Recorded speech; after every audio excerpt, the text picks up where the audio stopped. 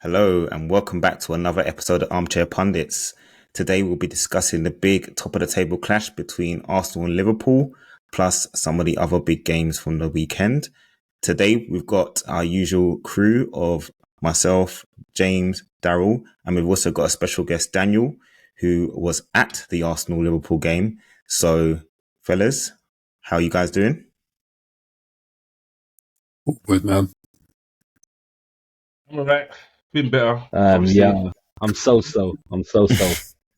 Yeah, that type of weekend for the rest of us. Daniel riding the high. So, Daniel, welcome. Let us know, how did you feel like the game went on Sunday? So, big game for you guys and a good victory.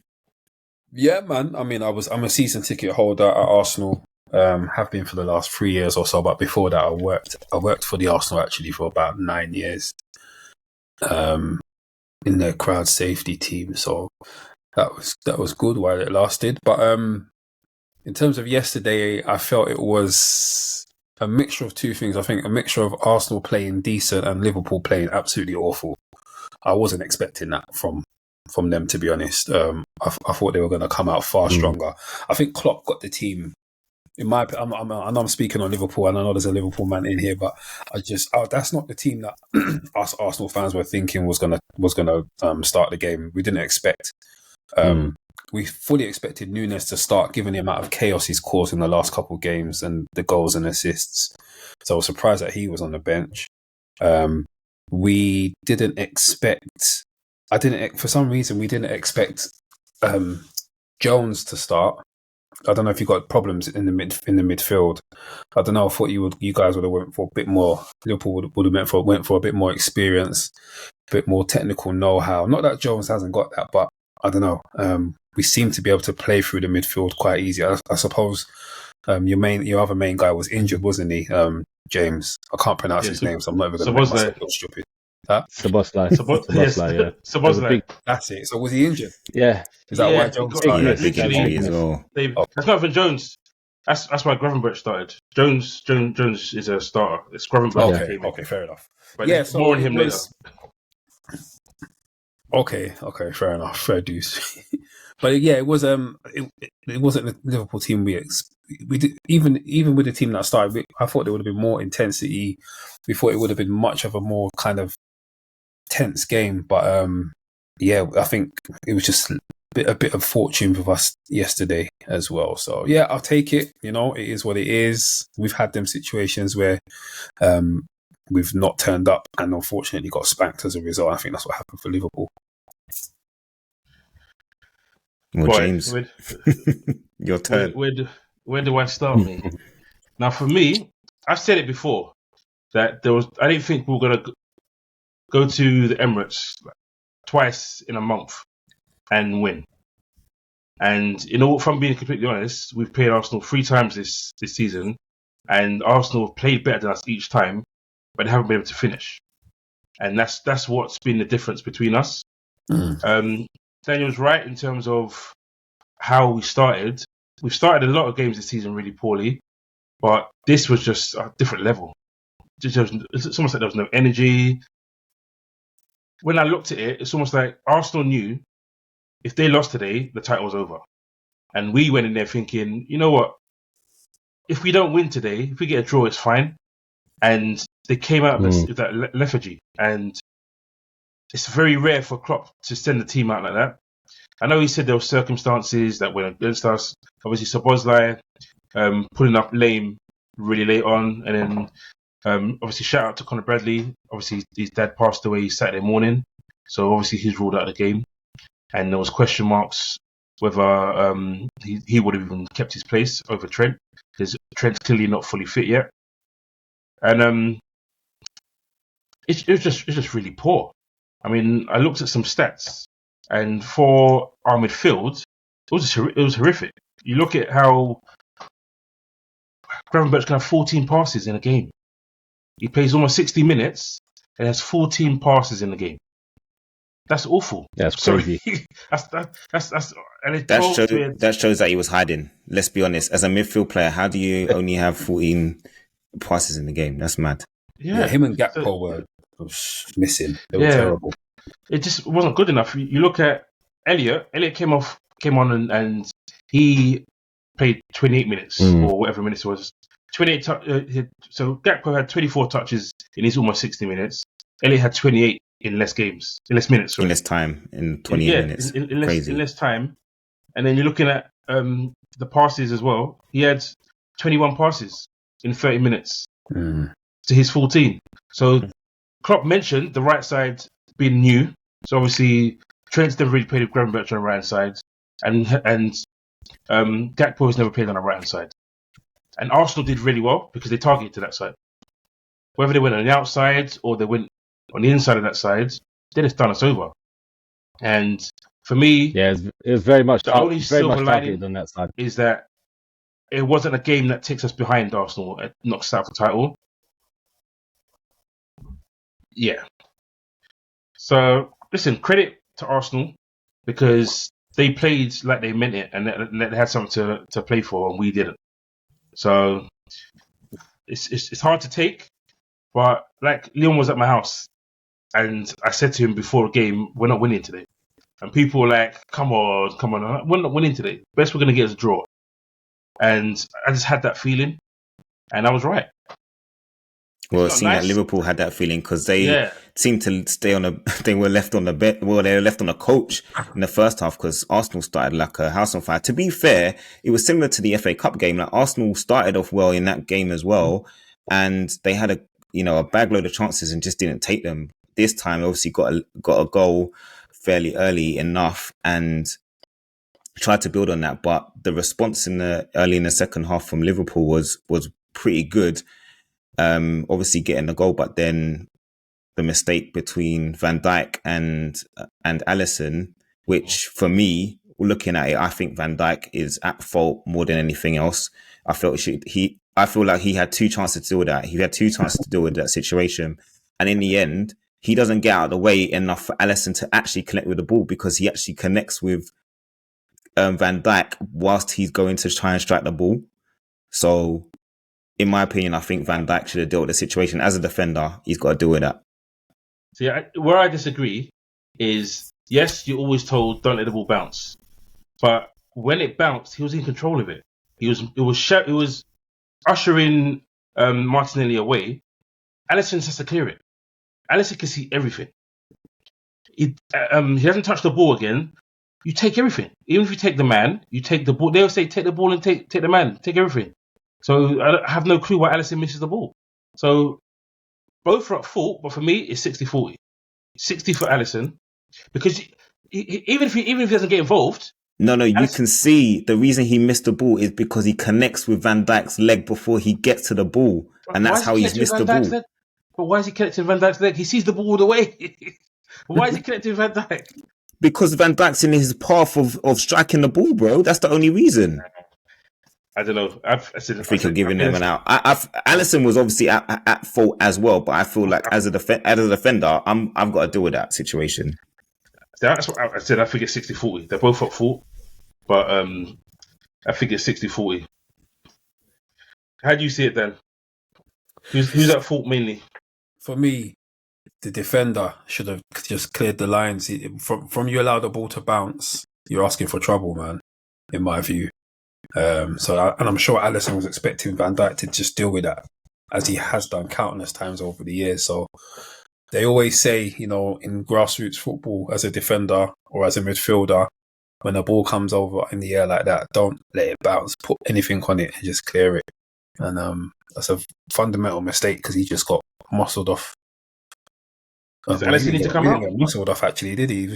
No, he got barged. He got barged. He got a little barge from Havertz. Yeah, which put off Alisson, I think. The barge kind of put him in his way. But it was a bit like the barge that Saliba got the other day from the Forest striker. It's one of them ones where you just get done. So as if I was Alisson, I'd be fuming with Van Dijk. So for me, it's Van Dijk's fault. You are the defender, and you've got to take responsibility of that. And if in doubt, as a defender, you've got to get rid of it and clear it out. Simple as that. You can't think in your mind that you know what, my keeper's going to deal with it. You deal with it, and then have that argument after. That's my opinion, anyway. Fair enough. But I don't know. It's good for the league because as you've seen, it's a 3-horse race now. I know Daniel wasn't sure. I spoke to Daniel, I think either before the FA Cup game or after. Yeah. And you thought it was pretty much done. And I said, nah, you guys are It's a 3-horse race, man. And for the league, it's good. The more contenders, the better. Obviously, for you lot, you probably want less, but it's entertaining, man. And it's good that it's not just two teams gunning for it. There's a third team in there. And let's be honest, Aston Villa are not completely out of it either. The problem with Arsenal is that they're always one fart away from a poo, man. Like,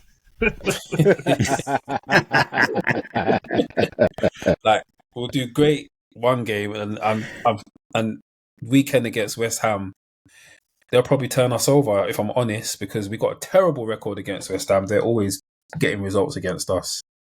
They're one of our bogey teams, so I would not be surprised if West Ham turn us over at their ground at the weekend. Honestly, as you was there, Daniel, one thing I did notice was that the atmosphere seemed quite buoyant compared to recent times. It felt like the crowd got behind the team and they were on it just as much and knew how important it was for them. Would you agree with that? Yeah, man. There's a new bounce in the stadium, especially like, you know how Liverpool have got like the You Never Walk Alone song. We've got the North London Forever song, which they've been playing since last season, and it's seen as like a focal point. Like it's meant to be like a You Never Walk Alone kind of vibe, to bring the fans closer to the players kind of thing. So yeah, it was pretty buoyant in the ground, but I'll be honest, there was a lot of tension as well because we was expecting Liverpool.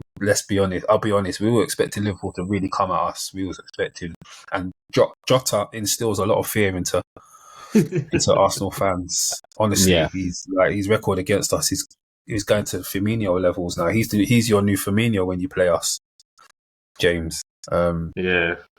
It's just, I've said it on here loads of times. If Jota's playing, I'm always confident we're not going to lose the game. He's going to get a goal. But if there was just too many players that underperformed. I think, if I'm completely honest, the only person that played well was McAllister. Apart from that, everyone was underperformed. Yeah, the third goal, I know there's a bit of a nick from Van Dijk, but you don't expect Alisson to concede those. Yeah. So, but you get the nick, so you can allow it.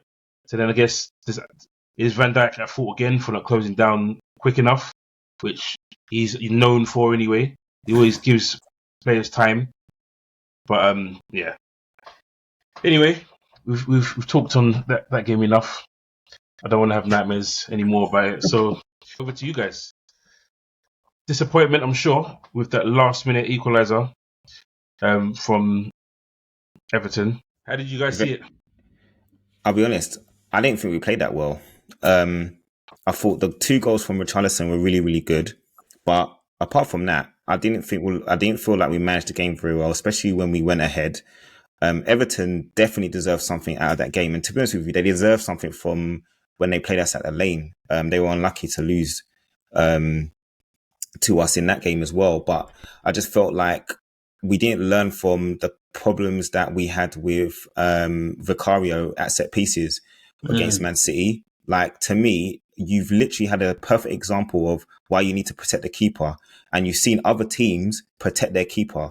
I've had to protect the keeper myself at Sunday League level. Like, a player standing on your keeper, the keeper will go, "Someone deal with this guy, please." I don't understand why you wouldn't have someone to deal with the disruptor. So you got someone else to give the disruptor a problem. Right now, all we've done is just allowed Vicario to be attacked by whichever player wants to cause a problem, and you're now leaving it up to the referee to make a decision. And at the moment, keepers aren't getting the benefit of the doubt. And it's not just Vicario. We can moan that he may have been, unlucky not to get a decision, but it's happened to James Trafford, where he should have probably got one a decision for him where he was impeded.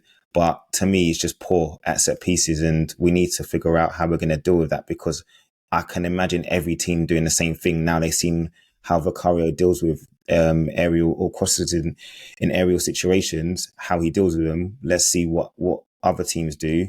Now it's for us to respond and deal with that. But yeah, just very disappointed with the way we managed the game. And, we've not played well at Goodison Park for a while. So I wasn't surprised that we didn't win, but I was really disappointed at the timing. We've conceded a lot of late goals of late. Even when we've won games, we've conceded late goals, consolation goals, or equalizers. So late winners. So it's one of those disappointing results, really. And we've now dropped off a little bit from Villa after they got their victory. Yeah, for me, it was kind of reliving my trip to Goodison last year and another stupid last minute goal against them, when realistically, I hear you, they deserve something out of it. They played well, but as much as we didn't have chances, they didn't have chances, if I'm honest with you. And they only benefited from our mistakes. I'll go on to the same thing that you said about Vicario. At the end of the day, Vicario must be making this decision for no one to back him up, because if that was the case, you surely get someone to take the player off of you. If you're having a problem as a goalkeeper, you get one of your defenders, you speak to them, say, "Yo, take him off me. I'm not comfortable around this." But obviously, he feels he's comfortable. He feels he can deal with it. And he's not. He's got to be stronger. If at the end of the day, if you're not going to get one of your players to take the player off of you, then you're going to have to deal with it. You're going to have to be strong. But then the whole VAR concept of, if he then clears out a player, is it going to be a penalty? Obviously, goalkeepers are worried about that to a certain extent. Um, for me, the goal, just like City, I think the goal, in hindsight, looking at it, you've got to be stronger. Yeah, I'd be disappointed if the goal was disallowed if I was the opposing team. Um, the difference with this one and the City one is Rodri jumped for the ball, and in this situation, there was no attempt to get the ball. You kind of run into space and obstructed him. So really, in laws of the game, it's obstruction. But at the same side of things, you're a goalkeeper, man. You've got to be stronger. So it's as simple as that. But look, they didn't learn from City. They didn't learn from Brentford. They went into this game against Everton, another physical team that do the same kind of thing. And you've carried on with the same way.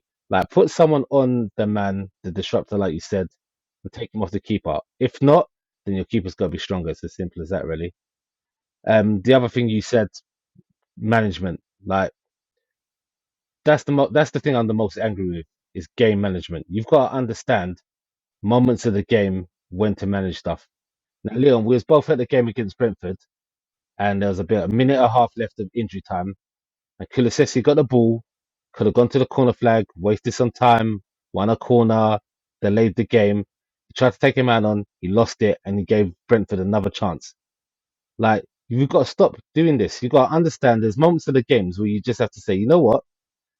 We haven't got the third goal. We haven't put this game to bed, but you know what? We can wrap it up by just doing the sensible things. Every time we win the ball in our defense in a situation where we're trying to break out, and it's not just one player trying to break out, it's the whole team going forward. So then when you don't make that pass and it comes back at you, you're then in vulnerable positions. The reason we conceded that goal is Kulusevski is trying to take someone on, gets dispossessed, tries to fight back, creates a foul. Now you've given Everton a team that this is their forte. You've given them that chance. This is their forte. You've now given them a free kick in a dangerous position, and they've scored from it. I tell you now, if I had been on Sky Bet or one of the other betting apps, I would have put money in. As soon as that free kick got given, I would have put money on Tottenham conceding right there and then, because I've seen this too many times with us. And it's all about game management. Now, everyone's loving the style of play that Ange plays. Ange ball, everyone's loving it. But you can't just keep going gun ho in matches. At the end of the day, you've got to be smart as players. You've seen Poro running up when we're last minutes of the game. like he's trying to go and score another goal. Like, put the game to bed earlier, and if not, then lock up shop. The thing is, we thrive passing the ball under pressure in tight spaces, making triangles and stuff like that.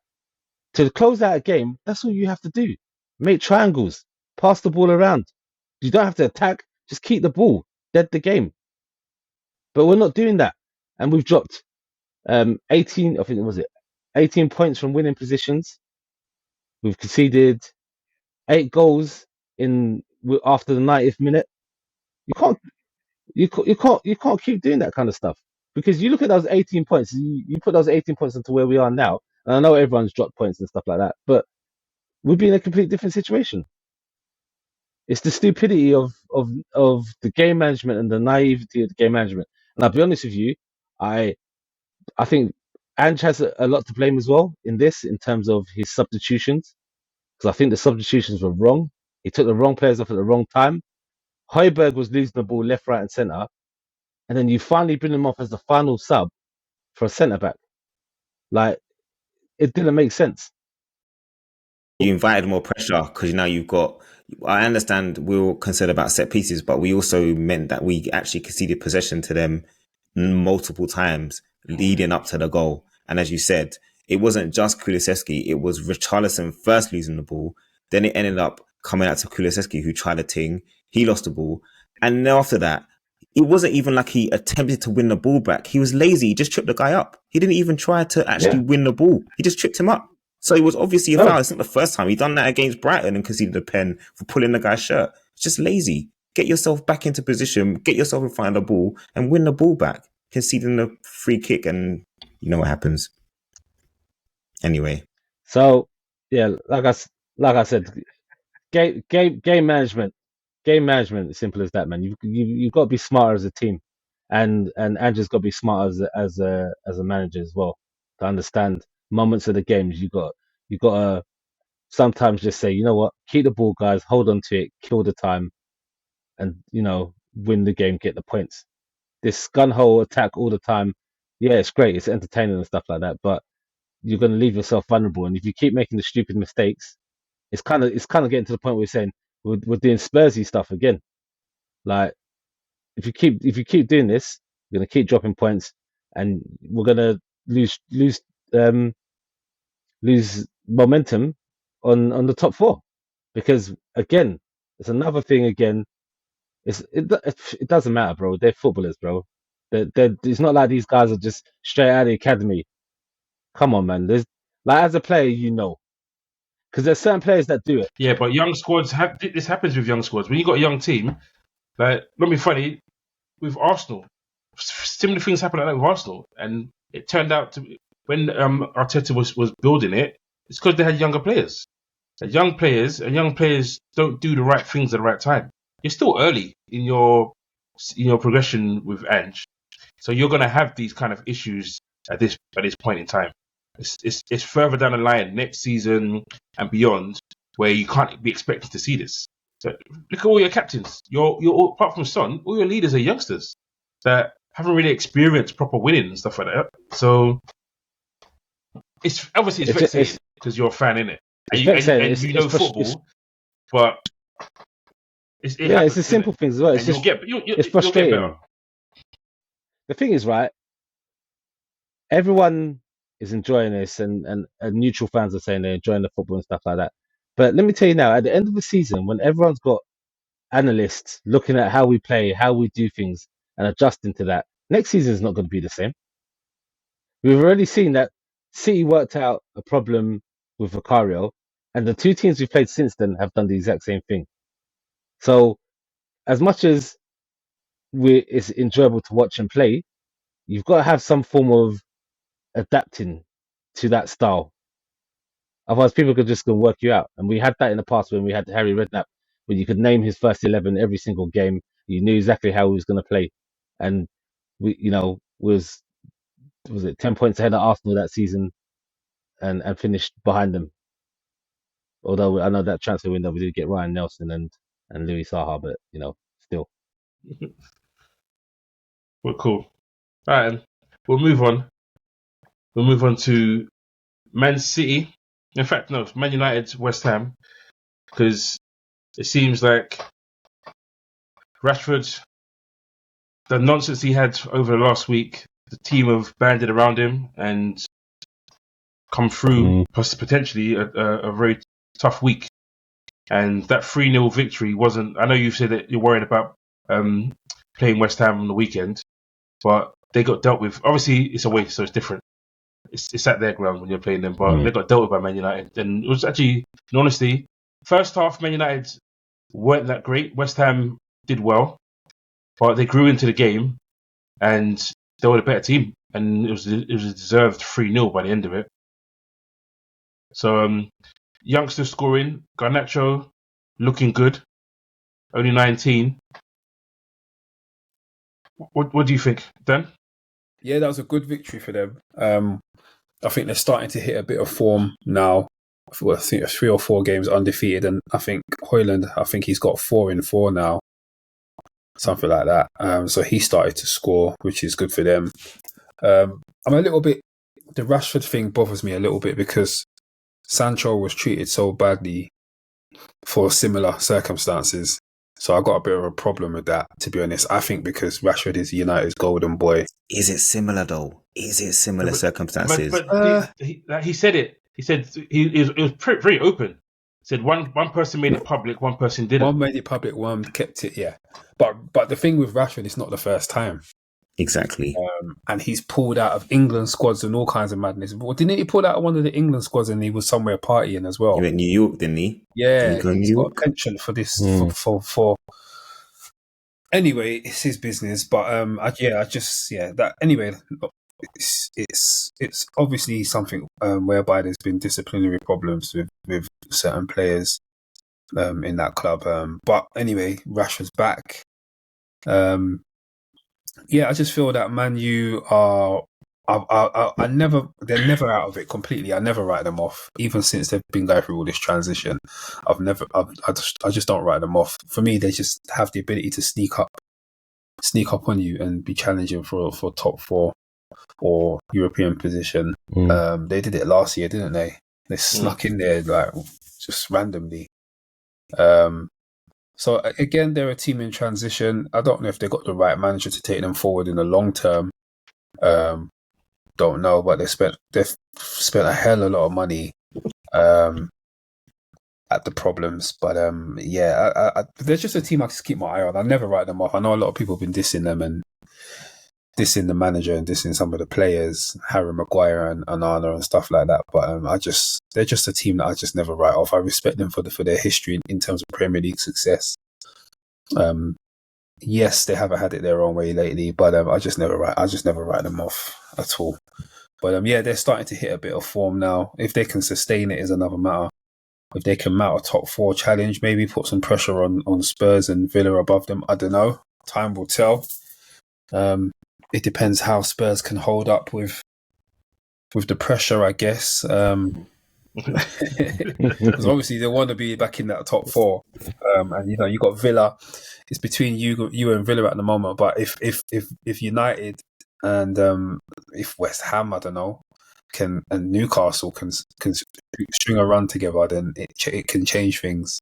But I think for me, the 2 most important things for Man U, 4 most important things. One is the keeper needs to be solid. 2 is Rashford and him gaining some form, and the other one is Højlund scoring goals, and then Casemiro. We haven't been hearing much about Casemiro lately. But yeah, that kind of spine of the team, really. If they can keep that solid and they can get a good run together, I just don't write them off. They can sneak up for a top 4, top 5 finish, in my opinion. Okay. So on your heels, how did you see the game, Daryl? It was a solid performance by United, I'm not going to lie. I thought it would be a harder game. West Ham didn't really turn up by all accounts. Højlund scored a very good first goal, and Garnacho he's been on form. So yeah, it's a good result for them. It's gonna give them confidence going forward. And like you said, like Daniel said, you just never write out United. On their day, they can beat anyone. They can put in the performance. We saw that against you guys, James. but there's obviously problems backstage at that club. Ronaldo highlighted things, and it's obviously a lot of these things are coming to light a lot more now. So obviously disciplinary problems, like you said, is Ten Hag the right manager? Because these guys obviously are not respecting him and getting behind, the philosophy of the club. And as a fan, if I was a fan and I'm hearing these things, I'd be disappointed if I was honest with you. So yeah, we'll see. We'll see. Hopefully they have that inconsistency in them still and stay where they are now, in my opinion. Yeah, I have to agree. I think with Ten Hag, I mean, you can see he's trying to rile up the troops because he's been saying, look, this is what we can do. This is what we're capable of when I have my full team available to select.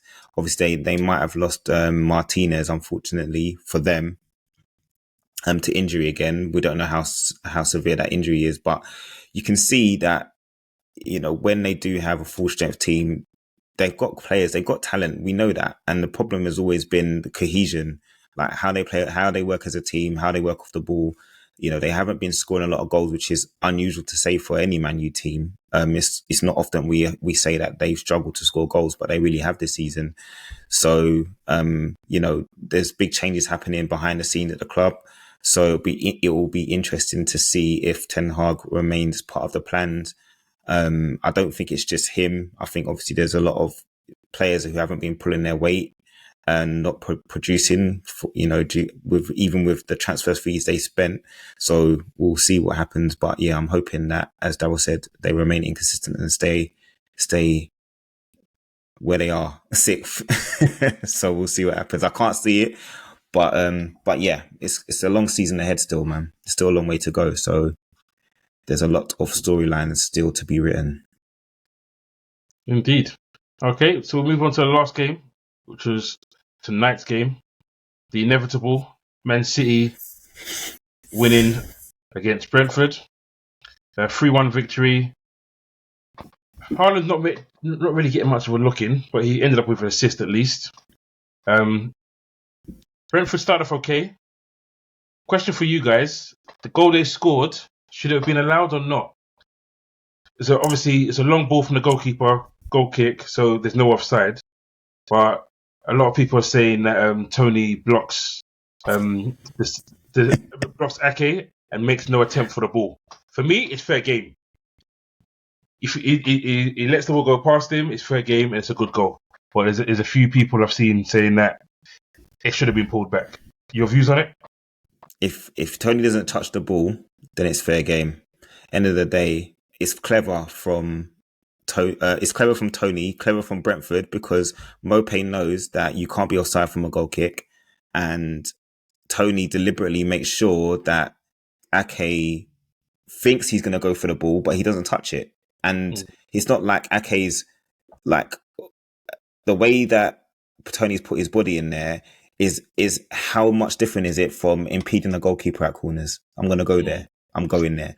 End of the day, Mopé manages. He's smart enough. He's annoying, but he's smart. And one thing you got to give credit where credit's due. It's something you can tell they worked on.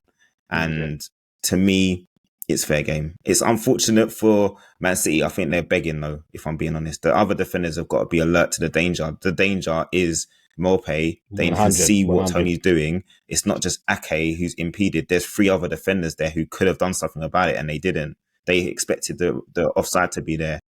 So for me, no, it's a legit goal, and well, I think it's a well constructed goal in a way. Yeah, no, I would agree. I would agree there. Everybody knows. Look, Brentford probably have the most annoying forward lineup in the Prem.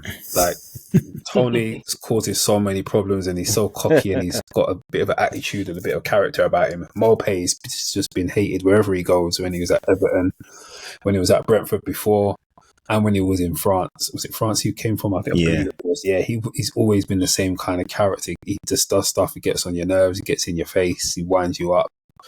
And look, Tony did it the last game where he kind of, he bent the rules a little bit. And it's down to the referees to spot stuff and to change the decision if they feel there was a unfair advantage taken, but they didn't. And if Arsenal had done it, I'd be like, you know what, that's clever. If it was given against us, I would be a little bit vexed, but that's how it goes. You win some, you lose some. So yeah, fair play. They seem to have kept it within the rules of the game, and it stood. Even at 1-0, I celebrated the goal, obviously being a Liverpool fan and thinking, you know what? And then I'm like, yeah. And then you sit there and think, oh man, it's still like 3/4 of the game to go. It's too early to go 1-0 up against I said to my daughter, it's 3-1. Like, it's going to end 3-1 or 4-1. They needed to score at like 88 minutes. That's right. Just to get a draw. They were to win the game.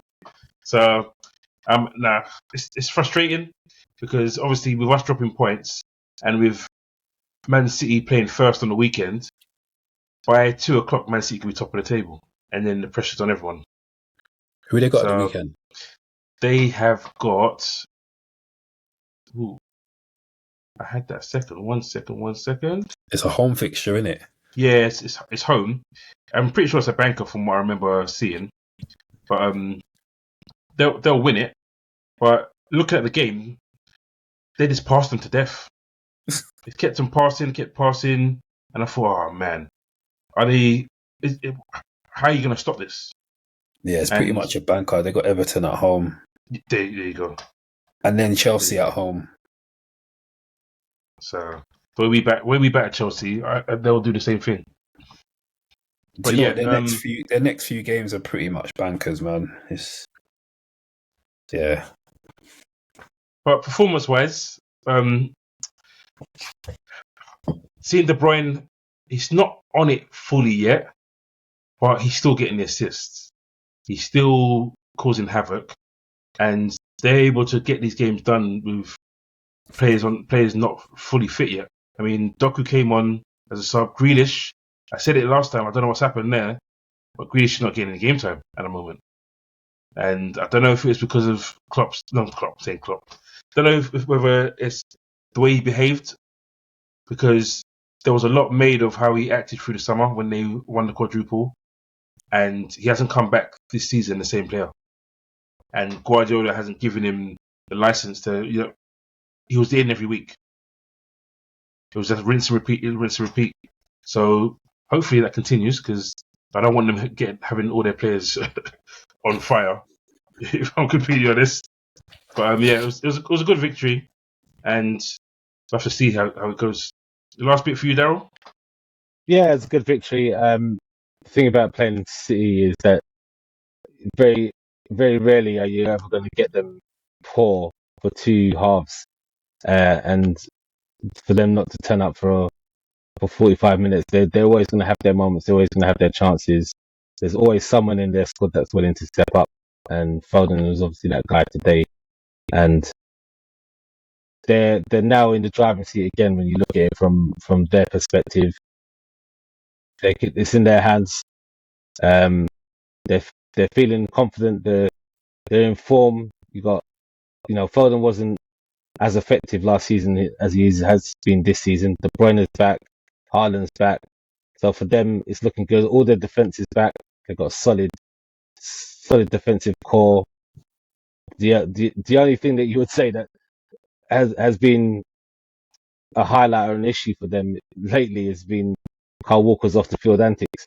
Other than that, everything's looking good for them. They've got young players that have come through and started to do their thing as well. So it's looking very ominous for the rest of the league, to be honest with you. But it's a long way to go. Liverpool obviously have dropped points to Arsenal. It's made it a closer title race again, and that's good for everyone involved. That's what the entertainment is. Okay, cool. And I think we'll leave it there for this evening.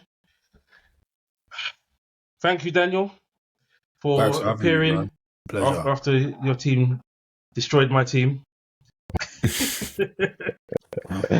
You know what? There's just a quiet kind of thing about me. I'm not I know some fans on Twitter and that be shouting from the rooftops, but not me. I'm just taking it one. I know what Arsenal are like, so I've done it too many times. So I know how the team goes, man. I'm just cool.